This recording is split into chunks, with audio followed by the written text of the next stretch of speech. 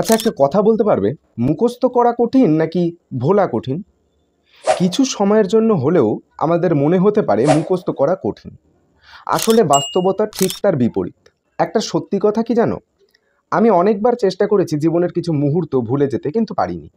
কিছু স্মৃতি, কিছু অসম্মানিত হওয়া মুহূর্ত, এই সব আমি ভুলে যেতে চেয়েছি, কিন্তু ভুলতেই পারি না। বরং যে স্মৃতিগুলোকে ভুলতে চাই সেটা বেশি ভাববার জন্য আরও ভালোভাবে মনে গেঁথে গেছে। অর্থাৎ এর থেকে বোঝা যায় আমরা যে জিনিসটাকে মুখস্থ রাখতে চাই সেটাকে বারবার রিভিশন করতে হবে। আজকের ভিডিওতে এটা নিয়ে আলোচনা করব যে কিভাবে পড়া উচিত, এবং সবথেকে যেটা গুরুত্বপূর্ণ আলোচনা সেটা হলো অনলাইনে পড়লে কেমনভাবে পড়া উচিত এবং অফলাইনে পড়লে কেমনভাবে পড়া উচিত। তাই ভিডিওটি অবশ্যই শেষ পর্যন্ত দেখুন। এই ভিডিওটি তুমি দেখছো, তার মানে আমি ধরে নিতে পারি তুমি অফলাইনে পড়লেও অনলাইনে তুমি পড়ো। তাই অনলাইনে পড়ার পদ্ধতিটাই আগে শুরু করছি। যারা অনলাইনে পড়ো তাদেরকে প্রথমেই আমি স্যালুট জানাই, কারণ 1-2 ঘন্টা ধরে ফোনের সামনে বসে লেকচার দেখা চারটিখানি কথা নয়, এটা খুবই ধৈর্যের একটা পরীক্ষা। অনলাইনে যারা পড়ে তাদের সবথেকে বড় সমস্যা, অনলাইন ক্লাস করার পর আর আলাদাভাবে পড়তে বসতে ইচ্ছা করে না। তাই যখন লেকচার দেখবে সেই লেকচার দেখতে দেখতেই পড়াটা মনে করে নিতে হবে, অর্থাৎ মুখস্থ করে নিতে হবে। তার জন্য উপায় কি? তার জন্য উপায় হলো, যদি 30 মিনিটের কোনো লেকচার দেখো তাহলে সেই 30 মিনিটের মধ্যে বেশ কিছু টপিক আলোচনা করা হয়। তাই একটা টপিক আলোচনা করা হয়ে গেলে সেই টপিকটা মুখস্থ করে নিতে হবে। অর্থাৎ ভিডিওটাকে স্টপ করে সেই একটা টপিক আগে পড়ে নিয়ে মুখস্থ করে নিয়ে তারপর আবারও ভিডিওটা চালু করে দ্বিতীয় টপিকটা বুঝে নিতে হবে, এবং ঠিক একইভাবে মুখস্থ করেও নিতে হবে। টাইম একটু বেশি লাগলেও একবারে কাজটা কমপ্লিট হবে। আর একটা কাজ যেটা অবশ্যই করবে, লেকচারের মধ্যে যে টপিকটা দেখবে ও বুঝবে তার একটা নোট অবশ্যই নিজে ভিডিও দেখতে দেখতে তৈরি করে ফেলবে। ভিডিও দেখতে দেখতে যে নোট বানাবে সেটাই যেন ফেয়ার হয়।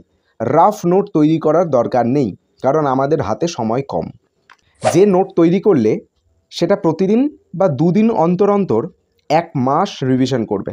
মুখস্থ থাকলেও রিভিশন করবে। 1 মাস পর থেকে সপ্তাহে 1 দিন করে দেখে নিলেই যথেষ্ট। তাছাড়া নোট তৈরির সঠিক পদ্ধতি নিয়ে ভিডিও চাইলে কমেন্টে নোট কথাটা লেখো, এবং যদি শর্ট নোট তৈরির পদ্ধতি সম্পর্কে জানতে চাও তাহলে শর্ট নোট কথাটা লিখে দাও। অফলাইনে পড়া, আমরা যখন অফলাইনে কোনো টিচারের কাছে পড়ি তখন তো অনলাইন ক্লাসের মতন টিচারকে থামিয়ে থামিয়ে পড়া মুখস্থ করতে পারি না। তাই এক্ষেত্রে ওই নিয়ম প্রযোজ্য নয়। অফলাইনে যখন কোনো টিচারের কাছে পড়ি তখন কোনো বিষয় না বুঝলে 4-5 বার জিজ্ঞাসা করার উপায় থাকে। তাই যতক্ষণ না পর্যন্ত কোনো বিষয় গল্প আকারে বুঝতে পারবে ততক্ষণ জিজ্ঞাসা করে নেবে, এবং সবসময় মাথা রাখবে তোমার বাবা মায়ের পরিশ্রমের টাকা টিচারকে তুমি দিচ্ছ, তাই না বুঝলে 1000 বার জিজ্ঞাসা করার অধিকার তোমার আছে। জিজ্ঞাসা করলে টিচার তোমাকে অসম্মানিত করলে বা না বুঝিয়ে দিলে বাবা মাকে জানিয়ে টিচারের সাথে কথা বলাতে হবে, নয়তো অন্য টিচারের কাছে পড়তে যেতে হবে। কারণ সেই টিচারের কাছে গিয়ে যদি কাজ না হয় তাহলে টাকা জলে ঢালাই হচ্ছে, তাই না?